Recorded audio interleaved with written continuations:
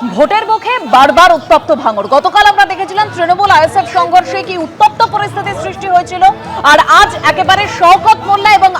আরাবুল ইসলামের দ্বন্দ্ব যেটা সামনে চলে আসলো। আরাবুল ইসলামের ছেলে হাকিবুলের গাড়ি ঘিরে দীর্ঘক্ষণ বিক্ষোভ দেখানো হলো, হাতাহাতি হলো। আমি এখান থেকে হিন্দলদের কাছে চলে যাব। হিন্দল,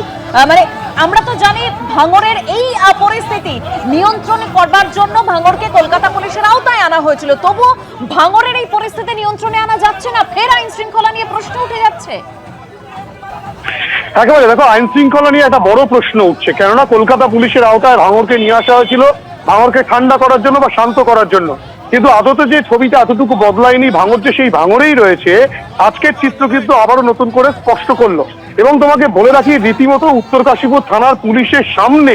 সেখানে কিন্তু তৃণমূলের দুই গোষ্ঠীর মধ্যে একদিকে আরাবুল ইসলামের ছেলে হাকিমুল ইসলাম এবং তার সঙ্গে যেসব তৃণমূল নেতৃত্ব ছিল তারা, এবং অপরদিকে শওকত মোল্লার অনুগামী যারা রয়েছে তারা, এই দুই গোষ্ঠীর মধ্যে কিন্তু সংঘর্ষ হয়। কেননা অদুদ মোল্লা, যে কিনা হাকিমুলদের ঘনিষ্ঠ, সেই অদুদ মোল্লার বাড়িতে গতকাল রাতে একটা গন্ডগোল হয়, যার পরিপ্রেক্ষিতে হাকিমুল ইসলাম সহ প্রদীপ মণ্ডল সহ বেশ কয়েকজন তৃণমূল নেতৃত্ব এসেছিল, এবং তারা যখন ঘরের ভেতরে প্রবেশ করে তখন কিন্তু শওকত মোল্লা অনুগামীরা তাদেরকে গালিগালাজ করতে থাকে বাইরে থেকে, এবং তাদেরকে বিভিন্ন রকমের উত্ত্যক্ত করতে থাকে, এবং বাইরে বেরিয়ে আসার পর কিন্তু হাতাহাতি, মারামারি, গাড়িতে হামলার অভিযোগ কিন্তু